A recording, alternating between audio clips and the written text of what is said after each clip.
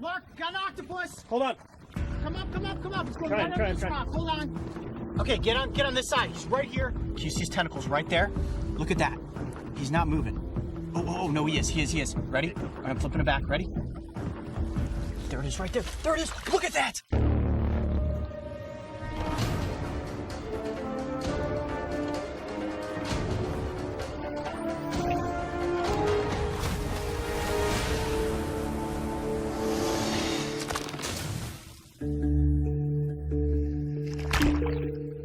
As the waves crash down on the west coast, an entire world of creatures thrives beneath the water's surface. And as long as you arrive at low tide, you stand a very good chance of encountering some of them. We're at the peak of low tide, and as you can tell, it's still kind of dark out here. Only about 6 o'clock in the morning, which is the perfect time to search for creatures because most of them are nocturnal. Let's head down here to the waterline and see what we can find. I love exploring the tide pools because you never know what you are going to come across. Yep. There's no question about it. We are definitely back in tide pool country. And that is kelp. And while some species can only be found far out at sea, the shoreline of San Pedro, California is always alive with aquatic encounters waiting to happen.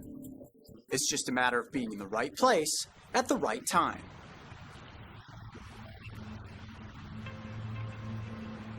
Check this out. You know what that is? Look at it moving. That is a sea cucumber. You know what's really cool about sea cucumbers is that they actually breathe through their butts. Let me see if I can pick him up here. He's probably gonna squirt out water. Watch this. Ooh, he's gummy. It's like a big gummy worm. Oh, look at that. Wow. That is cool looking. And he's all bumpy. And they can completely change the structure of their body. See how those spikes are starting to go away? When he's out of the water, he just kind of turns into a glob of goo. It looks like a pickle. Sea cucumber, not a vegetable, actually an animal.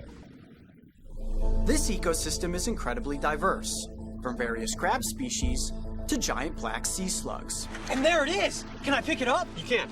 It's totally safe. And it's not gonna ink me. It might be a little slimy, but that's it. Whoa, look at that. Whoa. All right, here we go. Oh my gosh, is it slimy? Oh, look at that slug. Oh my gosh, it is heavy.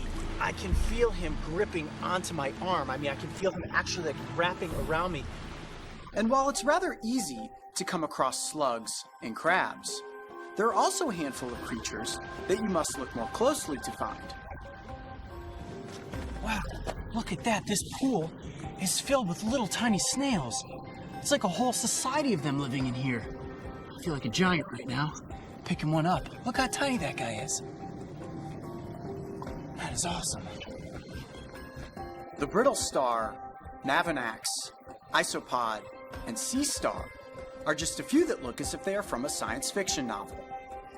The creation of Beyond the Tide was heavily influenced by one of my favorite books, 20,000 Leagues Under the Sea. As a kid, I often dreamed of encountering a giant tentacle-armed creature. And while I am not likely to see any monsters of the deep here in the tide pools, there is the chance of coming across the next best thing.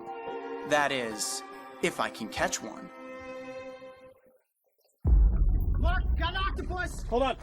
Come up, come up, come up. It's going Try right it, under try it, this try it. rock. Hold on. Okay, get on this side. He's right here. Can you see his tentacles right there? Look at that. He's not moving. Oh, no, he is. Ready? All right, I'm flipping it back. Ready? There it is, right there. There it is. Look at that. Okay. I'm just gonna pick it up. I'm gonna pick it up before it gets underneath the rock. Yep. Look at that. Yes. There we go. That is a 2-spot octopus right there. Holy cow, does that feel weird? All those little suction cups going over my fingers. Wow, he is suctioned right to me. Look at that blob. All right, hand me the little container. We got to get him back in water as quick as we can. All right, I'm gonna put my hands down in the water just like this and hold him there in position. Wow, is that not? Look like an alien from another planet. Look at that. Okay, I just got him cradled right in that water there. All right, you got an eye on him? Yeah. Watch him. I'm gonna fill this up with water. Hold on a second. Don't let him get away, Mark.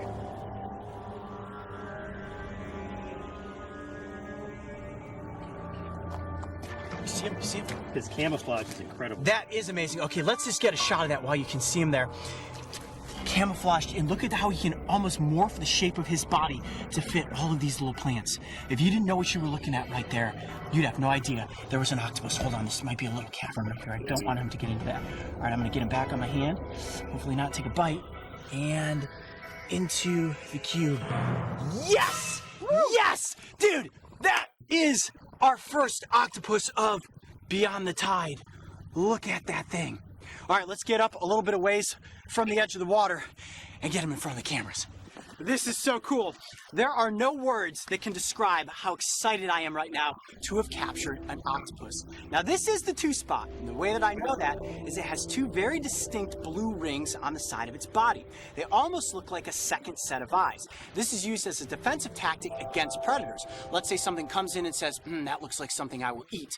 This octopus will puff up its body, and those blue rings look like big spooky eyes that will potentially scare off something that's going to turn it into a meal.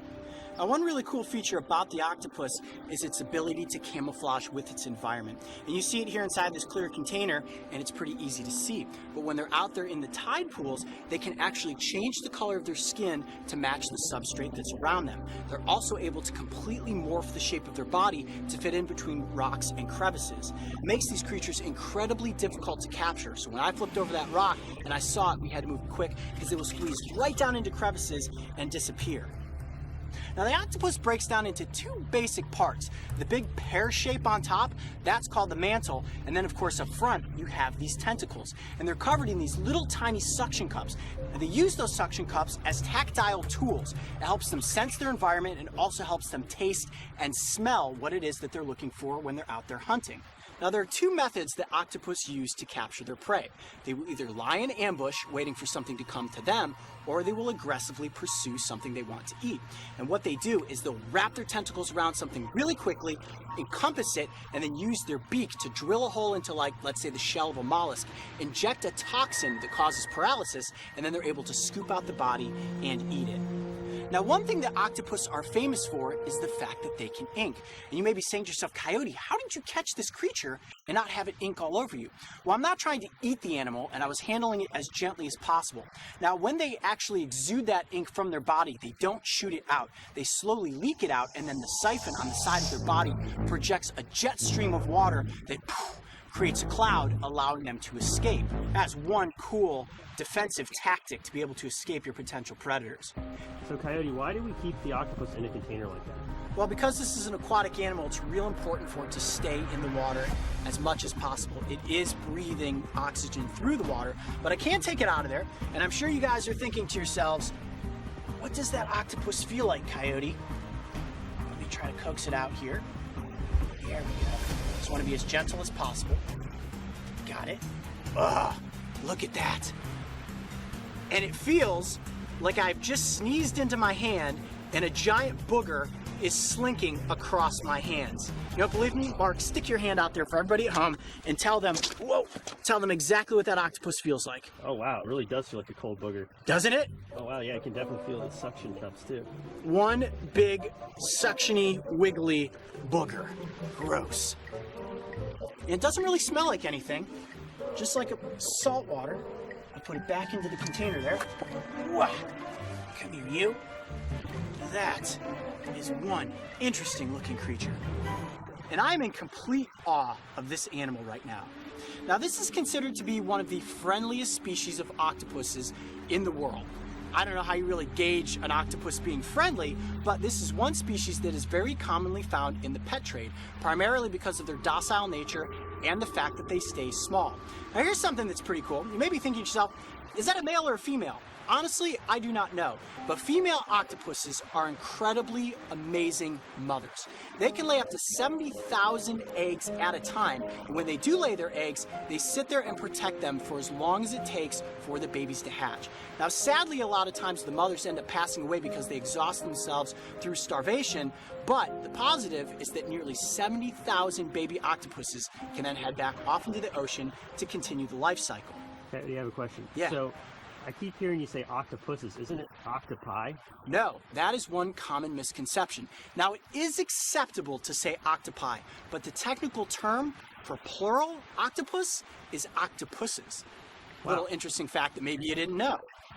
Well, at this point, I can see the tide coming back in over my shoulder, which means it's time to get this octopus back out into the ocean.